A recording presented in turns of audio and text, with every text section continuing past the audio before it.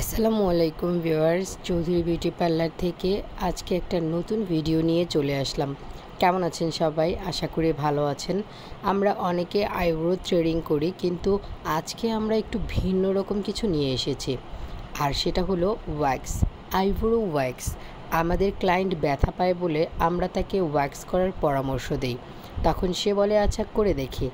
তো আমরা talcum powder দিয়ে নিয়েছি প্রথমে, এরপরে আমরা ওয়্যাক্স বিনের সাহায্যে ওয়্যাক্স করব। মেশিনের মাধ্যমে বিন গলিয়ে আমরা তার আইব্রোর নিচে লাগিয়ে দিব।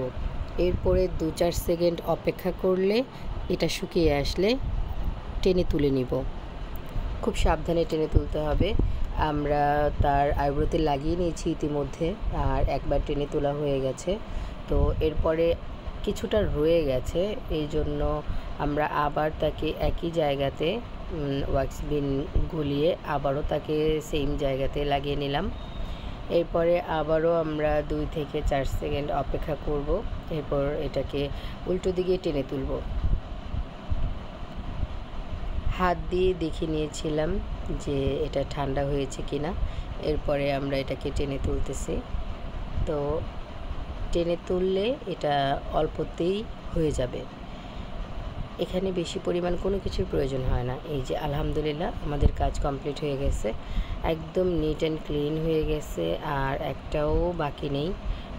আপুটা যেরকম শেপ চেয়েছিল ওই রকম শেপ তাকে দিতে পেরেছি। সে একটুও ব্যথা পায়নি। নর্মালি আমরা থ্রেডিং করলে চোখ থেকে পানি চলে আসে, এখানে তার চোখে ওরকম কোনো পানি চলে আসেনি। তো আমরা এখন একটা আইব্রো করে নিয়েছি, এখন আমরা আরেকটা আইব্রো করব। এই যে দেখেন ব্রোটা একেবারে নিট অ্যান্ড ক্লিন, একটা পশমও নেই।